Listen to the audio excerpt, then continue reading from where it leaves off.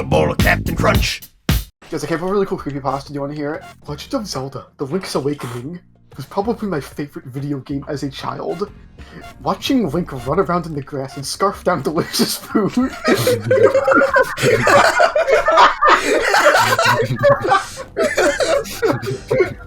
Oh my god. Watching Link run around the grass and scarf down delicious food is my favorite activity as a child. Oh my god. Which is why when I spot the game, at a garage sale, it filled me with delightful and nostalgic joy. What was it? I asked a creepy old ghastly man with his crumpled up skin at the counter how much the game would cost me, and he said, "Oh, you can have it for free." That was actually my son's favorite game until he died. Where are you reading this from? Where'd you find it? No, I'm making this up as I go. Oh. I quickly purchased the game from him for a total of $0.00. And I bring it back to my curvaceous manhole. Curvaceous manhole, fuck up. Holy shit. I pop it into my Game Boy Color. Seeing Link's hilarious and iconic face pop up on the screen once again brought joyful nostalgia to my giant head.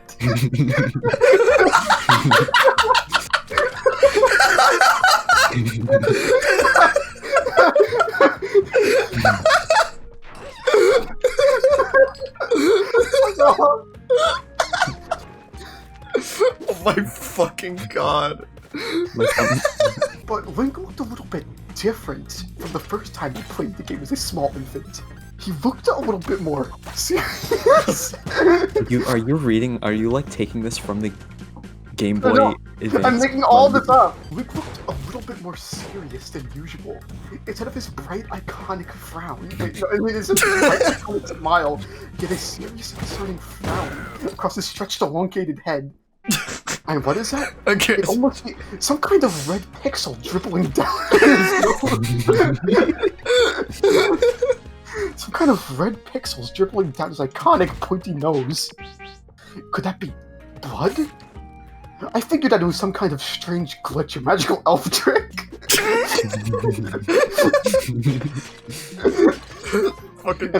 And I pressed on. Wait, you're only now pressing on? Shut the fuck up. I started the game and watched the iconic childhood cutscene of Link drifting around his iconic wooden boat before lightning strikes and sends him plummeting into the ocean like a damp rock. It wouldn't matter whether the rock was damp or not. Hey, I'm the one telling the fucking story. But when I got into gameplay, things seemed a little bit different. Instead of Marin finding Link on the beach, there was a big iconic gravestone on the beach. And it said, "Marin is dead, it is your freaking fault." This began to disturb and perturb me as I scratched my head until it started bleeding.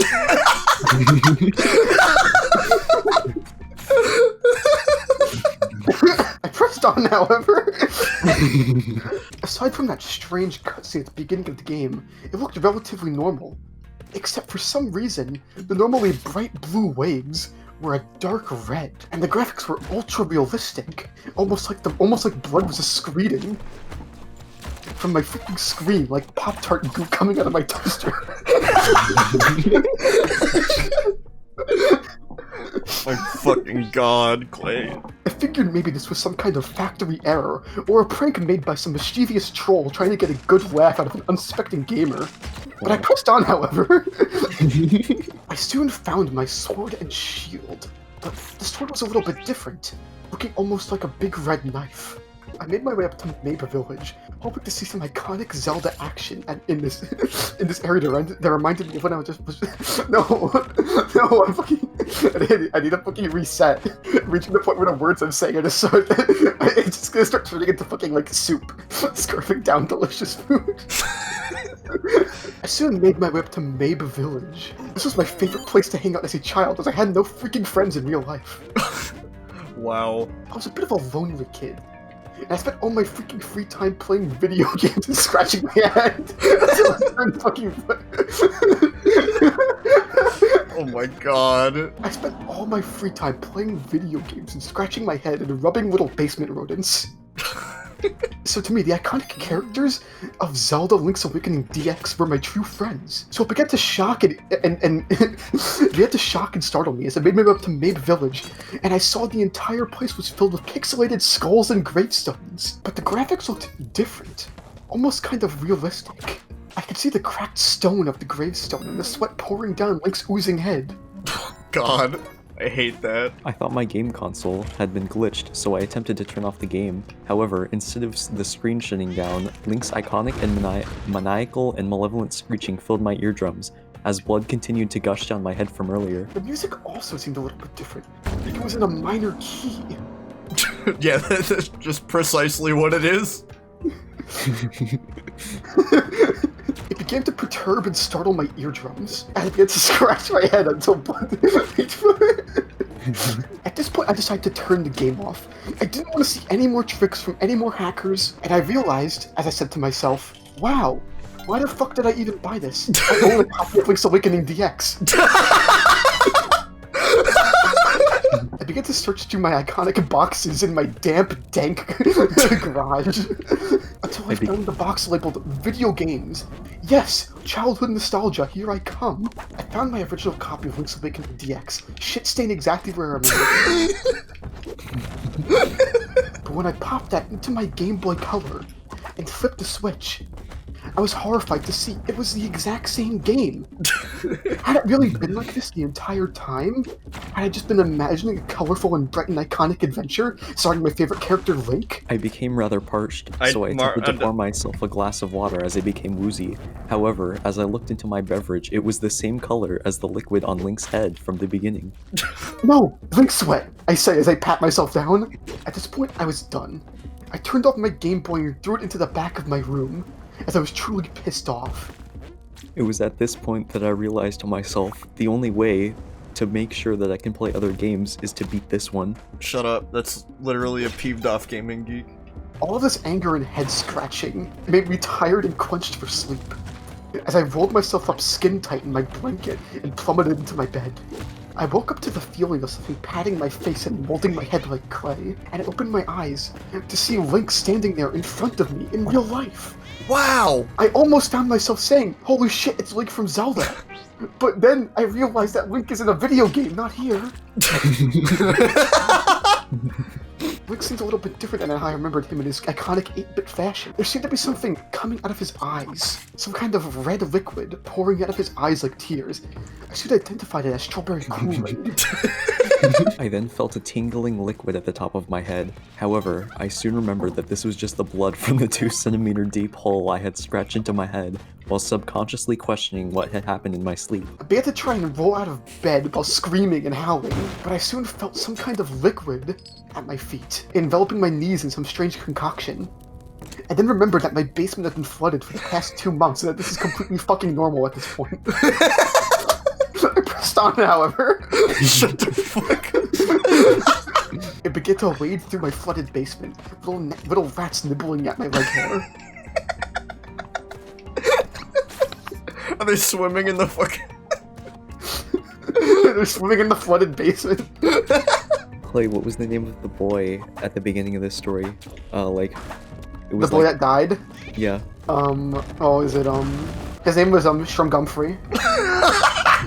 I then asked Link, what is your name? He said, I am Schumgumphrey. He said, I am Schumgumphrey. And you took my freaking game. I then said to Schumgumphrey, dude, what the hell? You're dead. And he said, yes, but I died tragically when I was but a wee scamp.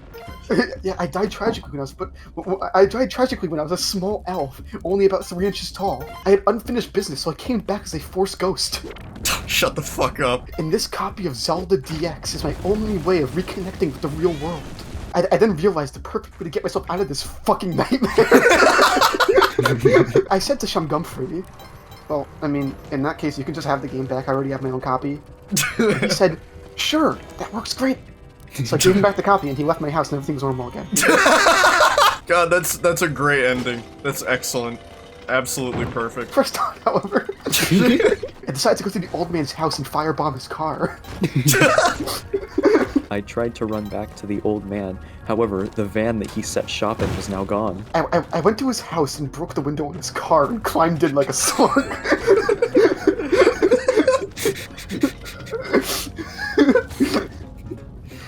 And firebombed his car and set the flaming vehicle driving through his garage door. Hell. he ran outside naked and afraid, and he yelled, "No! Why have you done this to me?" And I said to him, "This is for Schumgumphrey, bitch." At the end.